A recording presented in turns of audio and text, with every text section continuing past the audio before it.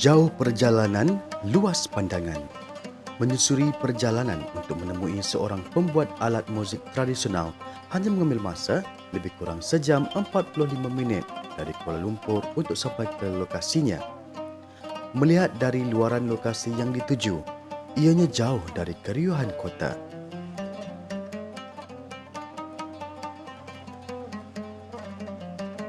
Linggi merupakan sebuah mukim di daerah Port Dickson, Negeri Sembilan. Walaupun mempunyai sebuah pekan kecil, namun segala kemudahan tersedia di sini. Malah, suasana kehidupan masyarakatnya sentiasa sibuk dengan urusan harian seperti di tempat-tempat lain. Melihat sahaja alat muzik ini, sudah jelas akan keunikannya. Tambahan pula, apabila mendengar suara yang dikeluarkan cukup mempersonakan. Gambus. Menyusuri alat muzik kordofon ini, ianya amat unik dari bentuk badannya yang membujur bulat, seakan-akan buah pear dengan bentuk belakangnya yang melengkung.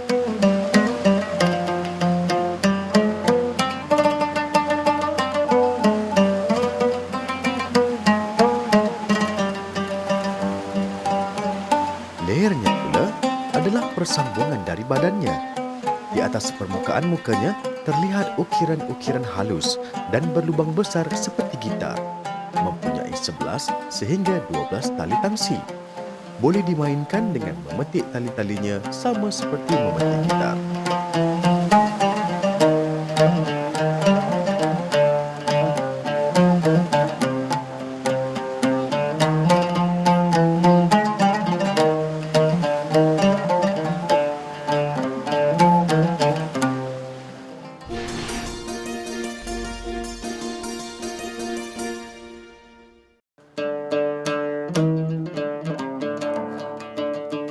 Abdullah Muhammad Reza atau lebih mesra dengan panggilan Dolah Gambus merupakan seorang anak muda yang mahir dalam membuat gambus. Bertugas sebagai tenaga pengajar sambilan muzik di UiTM dan menyambung pengajiannya dalam bidang muzik gambus di UPSI atau UPSI. Selain membuat gambus di bengkel rumahnya yang berada di Kampung Linggi, masa yang terluang dihabiskan melihat ternakan ayam kampung yang dipeliharanya secara kecil-kecilan. Minatnya yang dalam terhadap gambus menjadikan Dolah tidak pernah berhenti dari menyusuri dan menambah ilmunya tentang gambus. Gambus berkembang di tanah Melayu bermula tahun 1963 hinggalah sekarang. Dan apa yang saya dapatkan, kita mendapat nama gambus ni pun daripada Yaman. Mana di Yaman dipanggil Kambus, QMBUS. Yang menjadikan pengaruh dia, maksud ketika itu ada pembuat, ada barang. Dan minat orang ni beralih kepada gambus Arabnya sebab dia kata dari segi suaranya lebih tinggi, maksudnya lebih lunak. Pengaruhnya asalnya daripada pedagang-pedagang daripada tanah Arab. Apabila dia datang ke Selat Melaka, dia orang bawa dia orang punya budaya-budaya dan seterusnya. Apabila orang kampung pun ternampak berminat benda tu. Yang setahu saya dua jenis gambus. Yang ini gambus Johor, yang keduanya gambus Melayu. Macam gambus Sabah tu, gambus Serudang, gambus Hijaz. Yang kat Johor ada sebut gambus Jalur. Itulah gambus-gambusnya. Setiap kali Dolah mendapat tempahan membuat gambus, lazimnya dia akan ke kedai kayu yang berhampiran untuk memilih kayu-kayu yang bersesuaian. Pilihan kayu pula berdasarkan kepada kualiti kayu tersebut dan kesesuaian. Kayu itu digunakan dalam satu-satu komponen gambus. Gabungan kayu ringan dan padat adalah kayu yang biasa digunakan oleh Dolah. Semuanya dititik beratkan oleh Dolah dalam memilih bahan mentah untuk menghasilkan sesebuah gambus yang berkualiti. Langkah pertama dalam pembuatan alat muzik gambus ini adalah menyiapkan ataupun membuat sebuah cetak. Cetak ni maksudnya adalah sebuah acuan. Tujuan acuan ini adalah untuk kita mengenal pasti ataupun kita memastikan bagaimana bentuk gambus yang nak kita buat. Kegunaan acuan ini adalah tempat terletaknya bahu gambus yang akan kita buat nanti di bahagian depan dan juga bahagian tampuk dalam di bahagian belakang. Jadi acuan ini terdapat dua bahagian yang penting untuk kita letakkan komponen dalaman gambus, iaitu pada bahagian bahu Jadi bahu gambus akan diletak pada depan acuan ini dan kemudian komponen tampuk dalam akan diletak pada bahagian belakang. Okey. Jadi kegunaan bahu dan tampuk dalam yang diletak pada bahagian acuan ini, pada acuan ini adalah bertujuan untuk kita buat komponen bilah badan. Bilah badan akan dilekatkan pada bahagian bahu dan juga dilekatkan pada bahagian tampuk dalam. Jadi untuk membuat tampuk dalam ini, kita ambil kayu bahan mentah kayu ni dan kita hanya lukis saja mengikut bentuk acuan yang kita ada lah, acuan tampuk dalam yang kita ada. Pemotongan kayu untuk membuat tampuk dalam 4 inci. perlulah mengikut lakaran yang telah dilakarkan pada kayu. Malah menurut Dolah, ketika memotong, dia begitu berhati-hati dalam penggunaan mesin moden. Setelah kayu tadi dipotong, bahagian tepi yang melengkung akan dinipiskan bersesuaian dengan bilah yang akan dipasangkan nanti. Ada pelbagai cara untuk menipiskan bahagian ini, sama ada menggunakan mesin berkertas pasir atau dengan menggunakan kikir untuk penghalusannya. Seterusnya, proses mengemaskan bahagian tepi tadi dan menipiskan permukaan atas dibuat. Ianya bertujuan untuk melicinkan kepingan kayu tersebut agar nampak lebih lembut.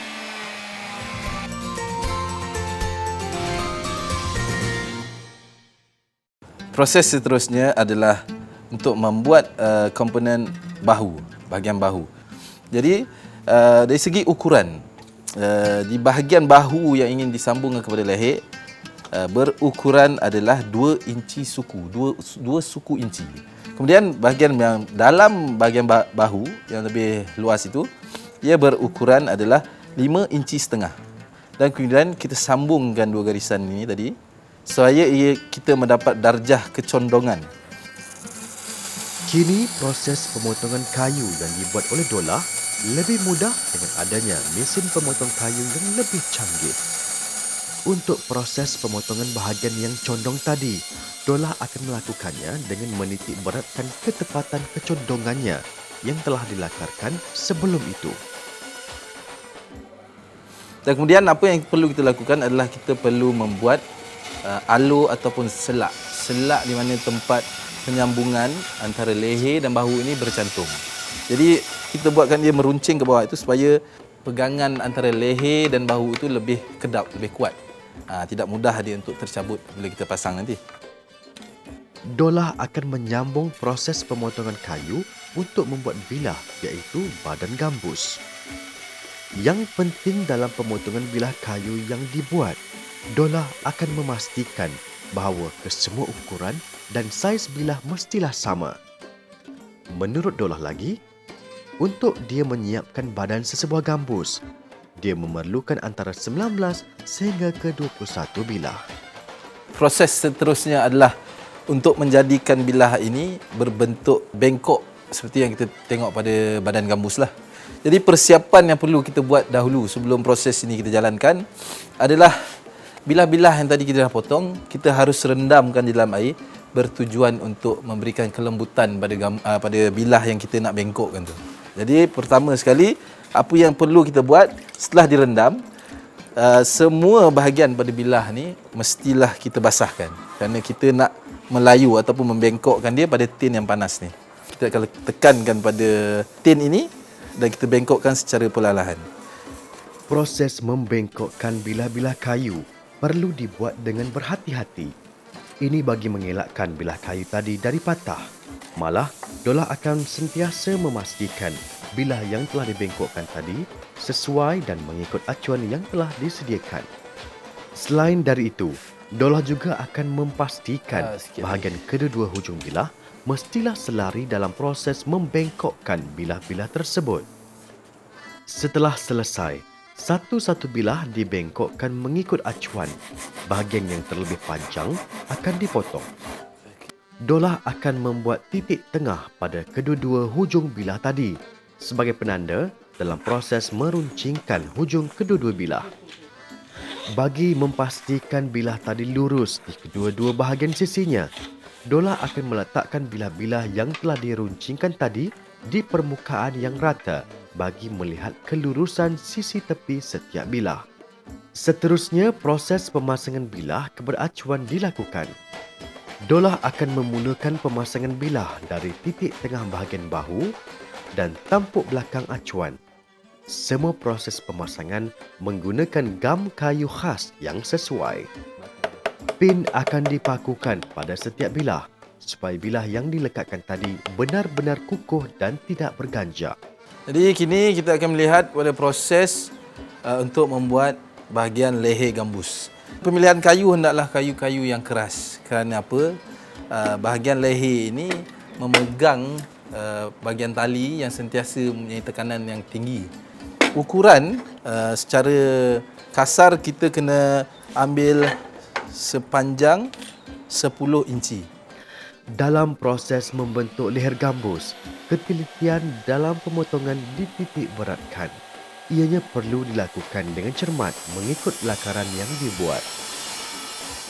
Dalam proses membentuk leher gambus separuh bulat pula, kaedah ketaman digunakan kerana ia dapat memastikan permukaan separuh bulat yang dikendaki sekata.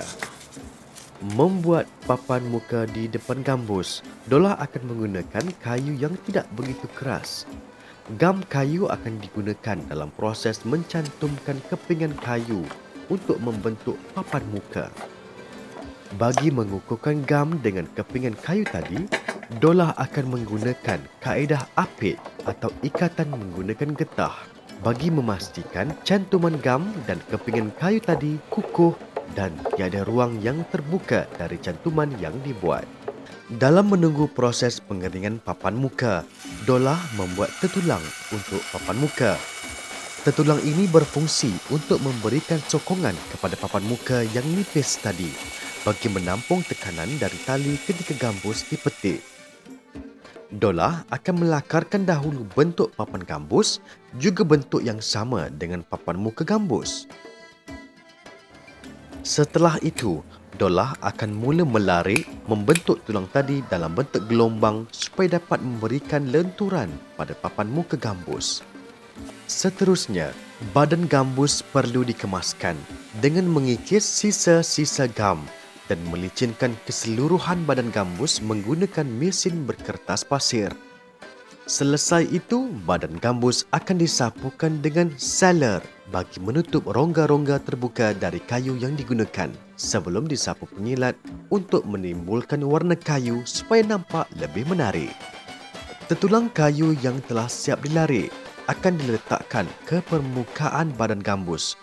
Namun, Dolah akan membuat tapak pada badan gambus untuk meletakkan tetulang tersebut sebelum melekatkan tetulang tadi ke papan muka gambus kemudiannya. Proses pemotongan papan muka gambus akan dipotong mengikut saiz badan gambus. Dalam kerja ini, Dolah akan melakukannya dengan teliti dan cermat. Setelah itu, papan muka gambus akan dilicinkan sebelum proses melekatkan tetulang gambus di permukaannya.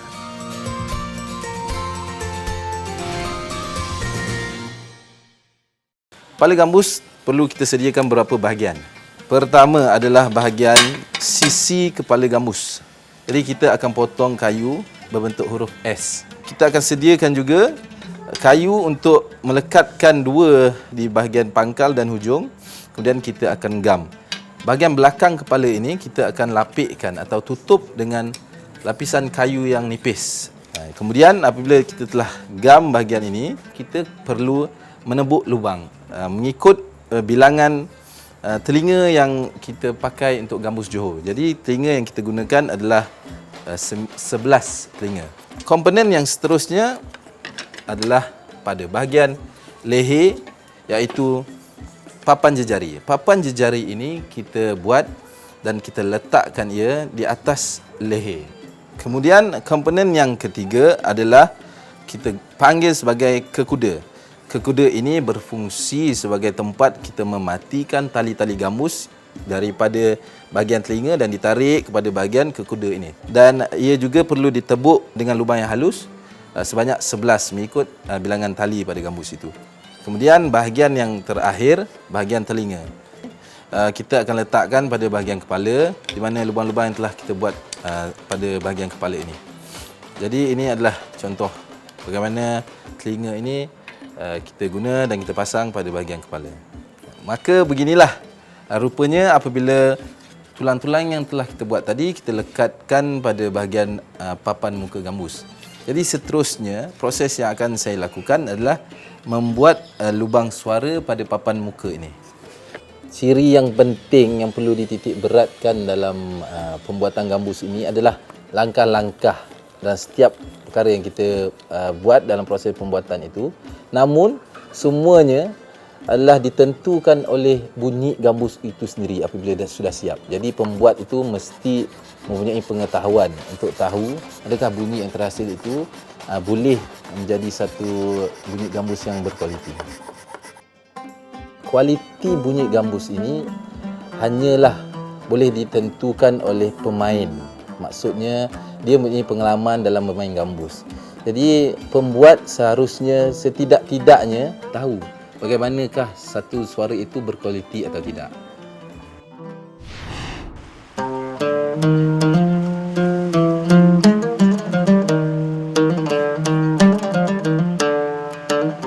Tona-tona yang terpantul dari peti suaranya cukup mengasyikkan di haluan telinga sehingga mampu meruntun jiwa. Kelunakan suara dari petikan pula sudah membuktikan ada satu keistimewaan tersendiri dari alat muzik tradisi ini. Disulam dengan alunan petikan dari lagu-lagu yang dimainkan menjadikan alat muzik gambus ini begitu tinggi martabatnya. Baik, jika kita lihat pada pembuatan alat muzik gambus ni, jika nak dibandingkan dengan alat-alat muzik lain, contohnya yang moden, contohnya alat muzik gitar, saingannya memang belum boleh dibandingkan ataupun kerana mana sekarang permintaan gitar itu bergantung kepada generasi muda, memang ramai yang minat gitar. Jadi gambus ni kalau kita nak bersaing pasaran dengan gitar, apa yang penting adalah kita membuatkan generasi muda khususnya di Malaysia ini supaya minat pada gambus. Tapi apa yang saya nampak pada hari ini, permintaan untuk memiliki sebuah gambus itu telah banyak. Dan situasi hari ini, pembekal atau pembuat gambus adalah kurang. Jadi itulah usaha saya hari ini untuk menjadi seorang pembuat gambus yang boleh memberikan jualan ataupun bila orang nak beli gambus, dia boleh belilah. Adalah pembuatnya. Di sini saya melihat Tola ni beliau seorang pemain yang baik, pembuat gambus yang baik dan seorang yang berpendidikan tinggi, ada akademi. Maksudnya kita ada pembuat yang berkemahiran tetapi tidak berilmu, berpendidikan, berakademik lah.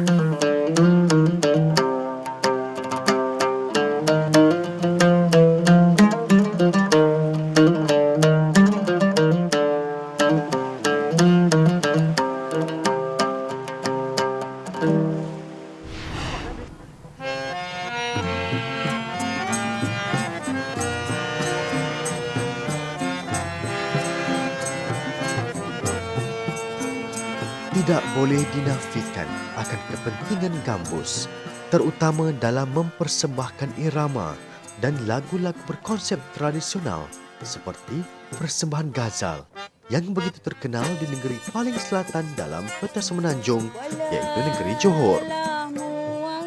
Kumpulan Seri Muar Ghazal antara kumpulan yang masih aktif dalam membuat persembahan ghazal dengan menggabungkan barisan pemain muda dan pemain lama. Kumpulan yang diketuai oleh Encik Johari Arsyad atau lebih mesra dengan panggilan Pak Saleh merupakan insan penting dalam menggerakkan kumpulan itu. Dengan gambus ni dalam ghazal, jadi kalau tak ada gambus, maknanya mengikut apa yang saya pelajari, yang pengetahuan saya selama dalam ghazal ni, kerana ghazal ini gambus, harmonium, tabla tu makna satu perkara yang wajib, mesti ada. Sebab asas yang ditubuhkan ghazal ni, sebelum ada alat-alat yang lain, ini tiga ni, peti harmonium, tabla, gambus. Selain daripada itu, gambus ni memberi tempo dalam irama muzik ghazal tu. Sebab bila tempo tu lari ataupun orang, jadi gambus yang akan cover. Jadi orang akan ikut pada gambus selain daripada tabla. Maksudnya itu dia memberi tempo. Itu sebab penting. Jadi kalau tak ada gambus tu dalam ghazal, itu maknanya tidak cukup artinya tadi ghazal.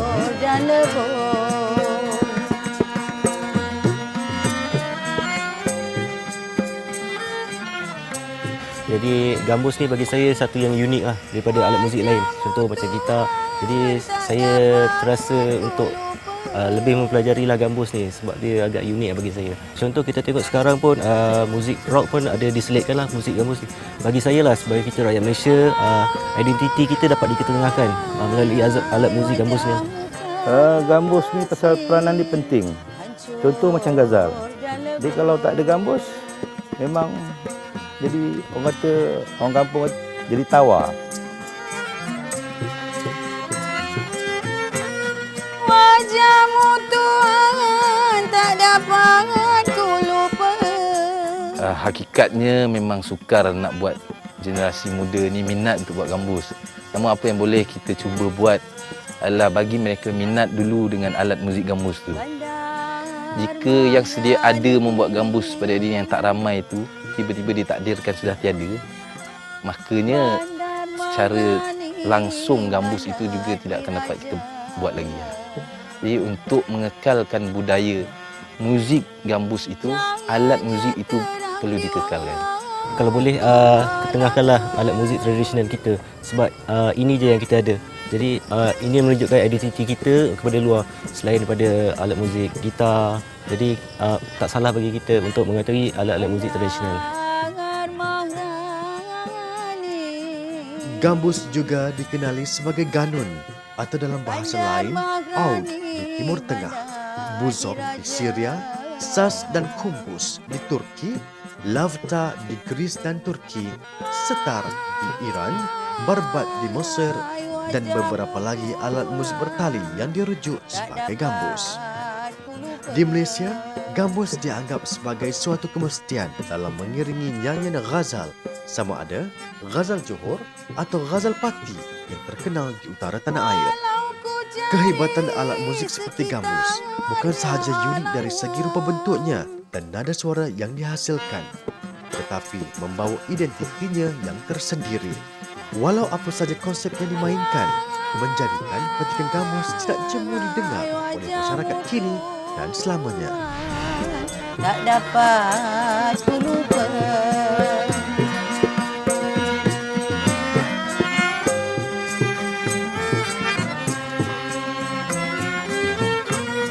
Walau ku cari sekitar